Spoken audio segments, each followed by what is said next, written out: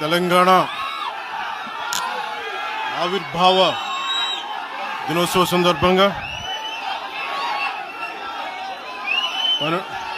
12 సంవత్సరాలు పూర్తి చేసుకొని 13వ సంవత్సరంలో అడుగు పెడుతున్న మన తెలంగాణకి హార్దిక శుభాకాంక్షలు.